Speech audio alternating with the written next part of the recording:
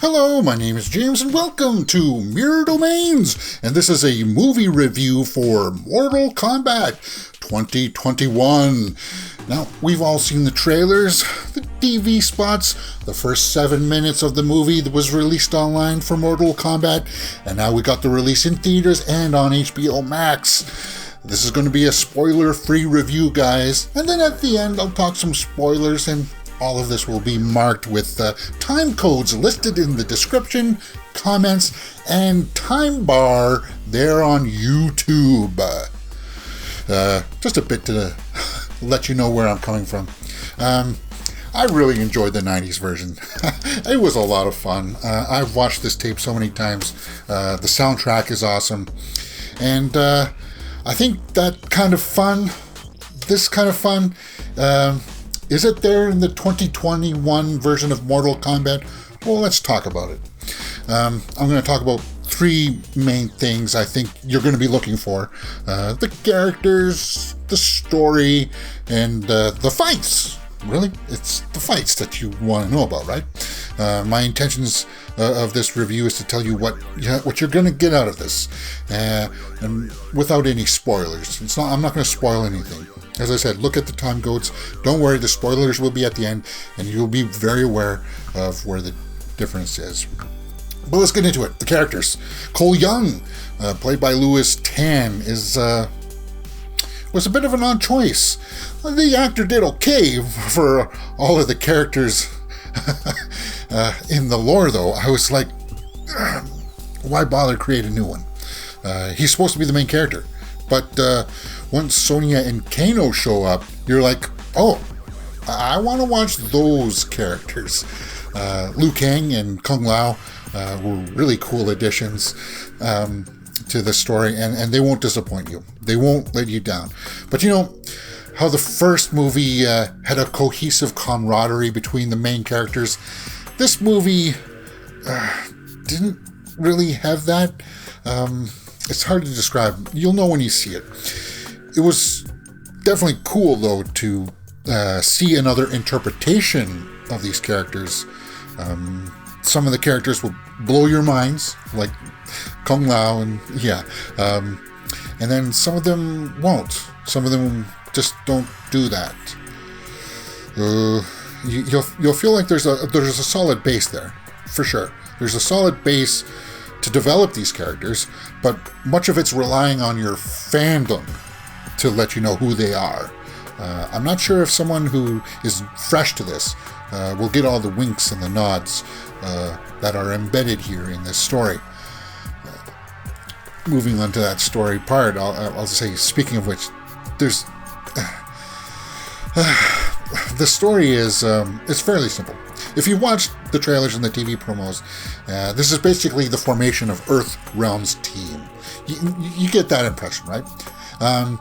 Much like the 1990s Mortal Kombat, you know how they all got together, but it's definitely not the 90s version, the 90s Mortal Kombat tournament format, which isn't a bad thing, but it's the director, Simon McQuoid,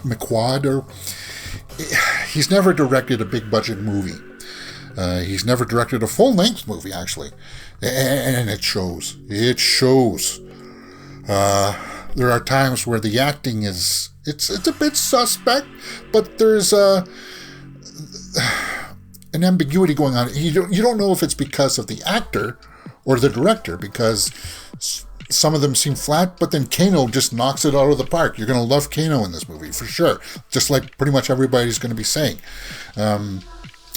The movie opens up with this grand backstory of Scorpion and Sub-Zero, and it establishes a really cool tone. But that tone isn't really fully sustained. If you're a Mortal Kombat fan, you're going to be forgiving of these shortcomings. I mean, the first one wasn't perfect, and because of that, you're going to be wanting to see the characters and what they're doing in this movie. There's a point of the film where you may be like, well, okay, this is good and all, but when are they going to get to the tournament? When do we get to the fights? And it does have lots of fights, but you want, the that Mortal Kombat experience. Once you're finished watching the film, you'll be like, oh, okay, though. I understand what they're doing. I know what they're doing. You'll get it, but you're not sure as if you will like it. And that's the way I kind of felt about this story. You'll know what I'm talking about when you watch it. And I do recommend that you watch it. But let's talk about the fights. The fights are very mixed. Well, the opening fight with Scorpion and Sub-Zero is awesome. Some of the other fights, they happen in caves and dark settings. So you don't get to see a lot of it. You don't get many of the nuances of having that brilliant lighting. You get a couple that bookend the movie. It opens well. It opens well, and it closes pretty well. It's very bookended. Yeah. And some of the big fights that you should be looking forward to, like really looking forward to, some of them fall flat. Like the big menacing fights. I actually found some of the smaller ones were more effective. And that kind of pains me to say that. Again, if you're a Mortal Kombat fan, you'll want to see it anyway. Kung Lao was... he has some really cool demonstrations that you're going to want to see. Obviously, the highlights will be Scorpion and Sub-Zero. They don't disappoint. Their fights definitely are worth it. Just trying to think of all the factors in a cohesive experience. Can I recommend it? Yes, I can. We just had Godzilla vs. Kong back in the theaters, and this one is going to be a nice complement. It's not as good as Kong and Godzilla, but it's a different experience. I think there are going to be things in there that you will want to see. It's not as fun as the 90s Mortal Kombat, but you'll want to check it out. It's definitely not as audacious as Mortal Kombat Annihilation. Overall, though, because of the inexperience of the director, who obviously is a fan of the property, I felt like I was just watching a long episode of that web series that came out. If you ever saw that web series, I totally recommend checking that out. And to this story, there's obviously a setup there with the intentions to continue the story. Will it succeed at the box office enough to warrant another one? We'll have to wait and see. I give Mortal Kombat 2021 a 7 out of 10.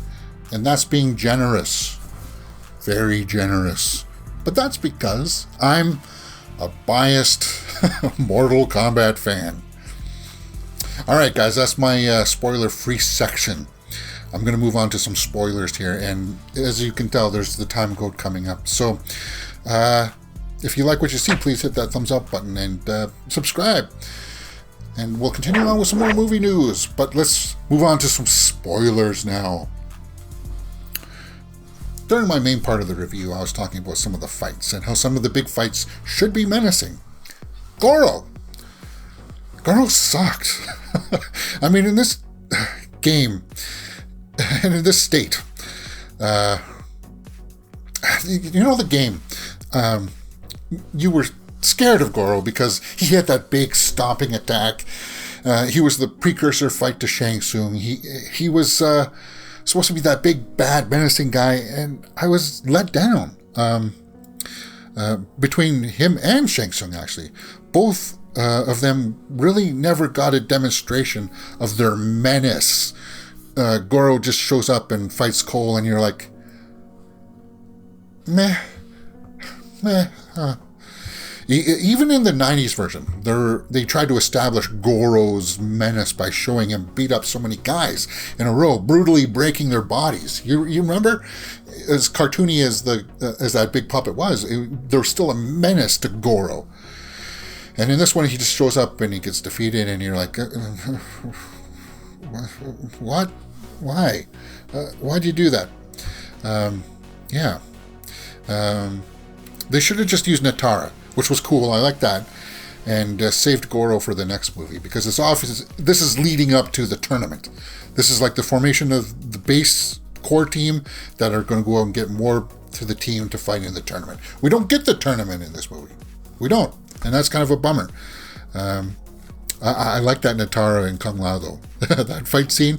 And we get to see one of Kung Lao's fatalities. You'll like that. Shang Tsung. I like the actor. What was the name of that actor for Shang Tsung? You'll recognize his face. He was in The Dark Knight Rises as the Chinese guy that takes the money from the mobsters. Chin Han. Yeah, I really like him. But we never got to see his menace either. He's not as iconic of a Shang Tsung like as the guy in this one. He takes Kung Lao's soul, but that's about it. There's no fight, there's no transforming or changing into other people's. He doesn't have any memorable lines that can become memes like the 90s version had, like the 90s Shang Tsung. And that was kind of a bummer. Cole.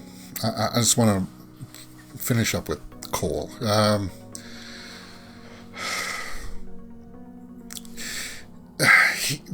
The guy who played Cole is not a very good actor. He's more of a martial artist, I would say. His range, he's barely serviceable, and I know that's going to let a lot of people down, probably to say thumbs down, but you're not watching Mortal Kombat for good acting. I mean, come on, even this version didn't have good acting. We all forgive it because it's Mortal Kombat. I got no problem, but I don't understand Cole, why even use this character? Why use him? Because they were trying to introduce this thing that we could all relate to, and we'll see it through his eyes. That's what the director said. He said he wants you, the audience, to view this movie through Cole's perspective, and you don't really care about him. You don't care. I didn't, and that's not that good. That's a bummer. His acting, again, it's one of those things. I don't know if it's him, per se. Obviously, you can tell that he doesn't have a whole lot of range, but I think it's also the director's fault as well. Because Josh Lawson, who plays Kano, was really, really good. He's going to be a standout for a lot of people. He's going to be the one that you latch on to, and I wish they had done that until he becomes the bad guy, which you know he is. Kano's the bad guy, right? And at that point in the story, we get introduced to Liu Kang, and I wish we kept with Liu Kang and Sonya at that point, because Cole overall, he didn't work for me. I don't even know what he gets, those stone arms or whatever. I don't even know what his full abilities are. The introduction of the new character is and always will be kind of a head scratcher for me. But don't get me wrong here, guys. I didn't hate this movie, Mortal Kombat. I gave it a positive review, and I gave it a generous score. I just felt like that introduction of the character was unnecessary. And they did show that they're going to go find Johnny Cage, who should be the main character of the second one, and just go with Johnny Cage, Sonya, and Liu Kang. Just go back to those three, because that's where it's at. That's what we want to see. No hints of Shao Kahn, not yet, and that I got no problem with that. But for me, the standout fights were obviously Scorpion and Sub-Zero. Let me know what you thought about this movie in the comments below. We'll talk about it. Because I think people are going to be talking about this movie for a little bit. It's going to be a little while to digest it. Maybe that first viewing, you have all these expectations and you want to see certain things. And when you're not seeing them, it's kind of like, oh. Maybe upon a second viewing, I'll be able to more or less enjoy the story for what it is and see how it's definitely setting up the actual tournament. That's what it's doing. And introducing us to the core of the Earth Realms team. You know how the 90s version of Mortal Kombat had that kind of EDM techno soundtrack that really added to a lot of the fun of the movie? The 2021 Mortal Kombat doesn't have that. It has more of a classical score. It doesn't have those dance beats, and I think that kind of took away from the film's enjoyment a little bit. It didn't have that high energy that I think a lot of people would be looking for, and that will work for some. It may not work for others, but they did have it at the end credits. They did have was it a remix or something? But that's it, Mortal Kombat 2021. Let me know what you thought about it in the comments below, and let's continue on.